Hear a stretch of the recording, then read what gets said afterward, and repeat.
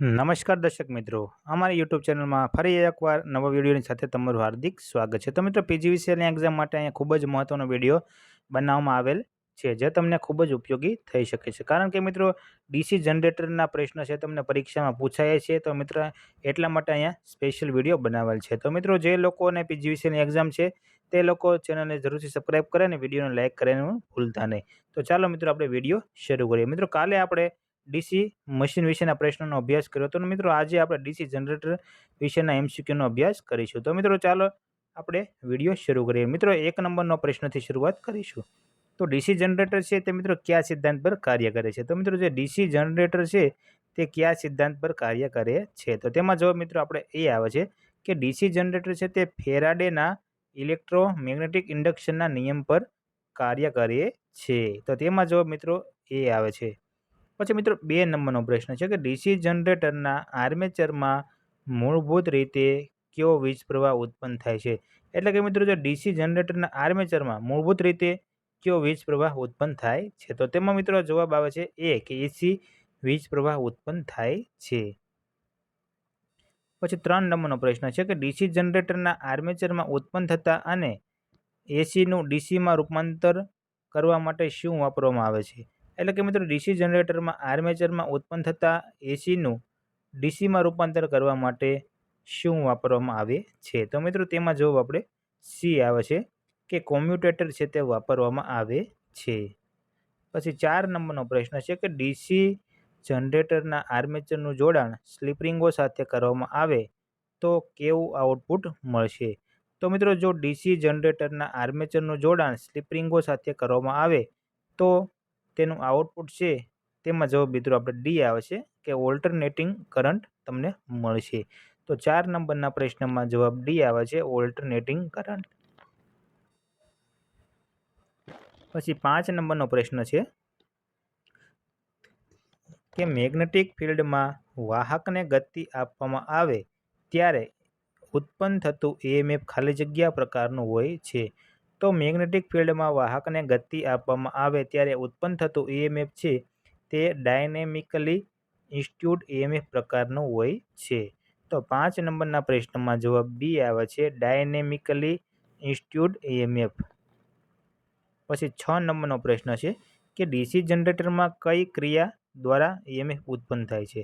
તો મિત્રો, ડીસી જનરેટરમાં કઈ ક્રિયા દ્વારા ઈએમએફ ઉત્પન્ન થાય છે? તો તેમાં જવાબ મિત્રો આપણે બી આવે છે, ડાયનેમિકલી ઇન્ડ્યુસ્ડ ઈએમએફ. પછી 7 નંબરનો પ્રશ્ન છે કે સિંગલ લૂપ ડીસી જનરેટરમાં આઉટપુટ વોલ્ટેજ કેવા હોય છે?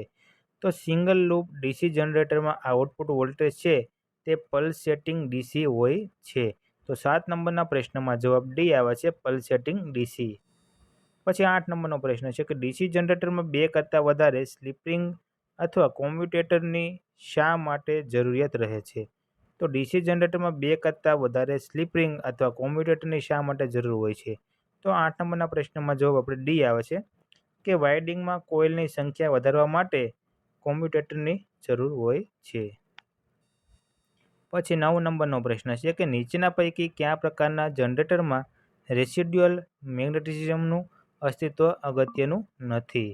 તો મિત્રો, નીચેના પૈકી કયા પ્રકારના જનરેટરમાં રેસિડ્યુઅલ મેગ્નેટિઝમનું અસ્તિત્વ અગત્યનું નથી? તો તેમાં જો મિત્રો આપણે સી આવે છે, સેપરેટરી એક્સાઇટેડ જનરેટર. તો 9 નંબરના પ્રશ્નમાં જવાબ સી આવશે. પછી 10 નંબરનો પ્રશ્ન છે કે ફિલ્ડ વાઇન્ડિંગમાં ઉત્પન્ન થતા ફ્લક્સની મહત્તમ કિંમત ક્યારે હોય છે? તો ફિલ્ડ વાઇન્ડિંગમાં ઉત્પન્ન થતા ફ્લક્સની મહત્તમ કિંમત છે તેમાં કોર સેચ્યુરેટેડ થાય ત્યારે હોય છે. તો 10 નંબરના પ્રશ્નમાં જવાબ આપણે એ આવે છે કે કોર સેચ્યુરેટેડ થાય ત્યારે. પછી 11 નંબરનો પ્રશ્ન છે કે સેપરેટરી એક્સાઇટેડ જનરેટરમાં ઉત્પન્ન થતા વોલ્ટેજ મુખ્ય 2 પેરામીટર પર આધાર રાખે છે. તો તેમાં જવાબ મિત્રો આપણે ડી આવે છે કે ફિલ્ડ ફ્લક્સની સ્ટ્રેન્થ. તો 11 નંબરના પ્રશ્નમાં જવાબ ડી આવે છે, ફિલ્ડ ફ્લક્સની સ્ટ્રેન્થ પર આધાર રાખે છે. પછી 12 નંબરનો પ્રશ્ન છે કે ડીસી જનરેટરના આર્મેચરમાં ઉત્પન્ન થતા ખાલી ઈએમએફ ખાલી જગ્યા. એટલે કે ડીસી જનરેટરમાં આર્મેચર ઉત્પન્ન ઈએમએફ ખાલી જગ્યા. તો તેમાં જવાબ મિત્રો આપણે એ આવે છે કે આર્મેચરની સ્પીડના સમપ્રમાણમાં હોય છે. તો ડીસી જનરેટરના આર્મેચરમાં ઉત્પન્ન થતા ઈએમએફ છે તે આર્મેચરની સ્પીડના સમપ્રમાણમાં હોય છે.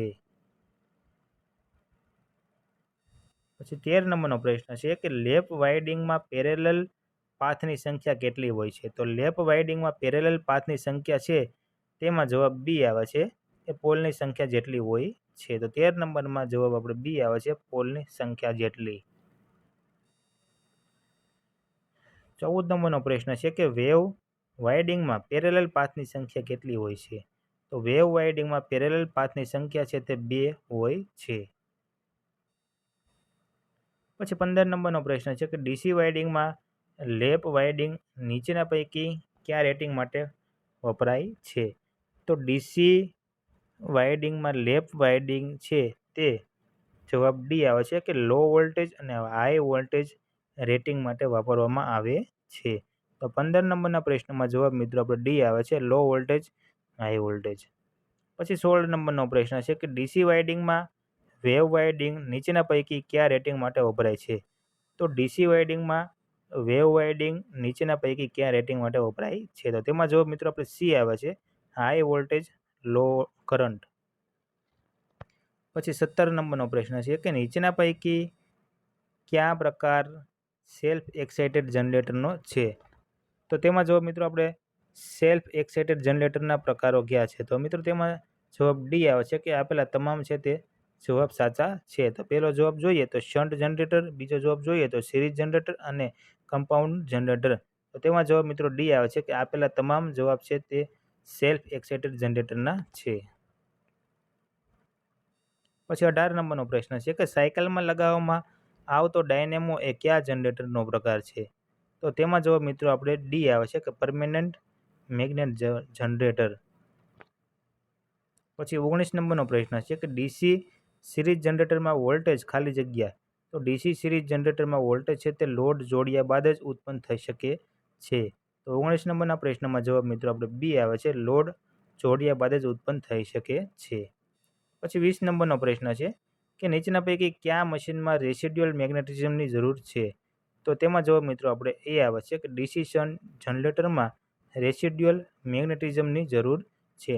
તો મિત્રો આજે આપણે 1 થી 20 પ્રશ્નો છે તે બનાવેલા છે અને મિત્રો આવતીકાલે 21 નંબરના પ્રશ્નોથી ફરીવાર શરૂઆત કરીશું. તો મિત્રો હમણાં ડેલી નવા વિડીયો તમને મળતા રહેશે. તો આ બધા વિડીયો છે તમારે જોવા જરૂરી છે, કારણ કે પરીક્ષા નજીક છે અને પરીક્ષામાં આ પ્રશ્ન પણ તમને પૂછાઈ શકે છે. તો જો તમને મિત્રો વિડીયો અમારો પસંદ આવ્યો હોય તો વિડીયોને લાઇક કરો અને ચેનલને સબસ્ક્રાઈબ કરવાનું ભૂલતા નહીં. મિત્રો તમારે અમારા વોટ્સએપ ગ્રુપમાં જોઈન થવું હોય તો તેની લિંક પણ તમને ડિસ્ક્રિપ્શનમાંથી મળી રહેશે, જેમાંથી તમે અમારા વોટ્સએપ ગ્રુપમાંથી તમે જોઈન પણ થઈ શકો છો. ત્યાં તમને નવી અપડેટ તમને મળતી રહેશે.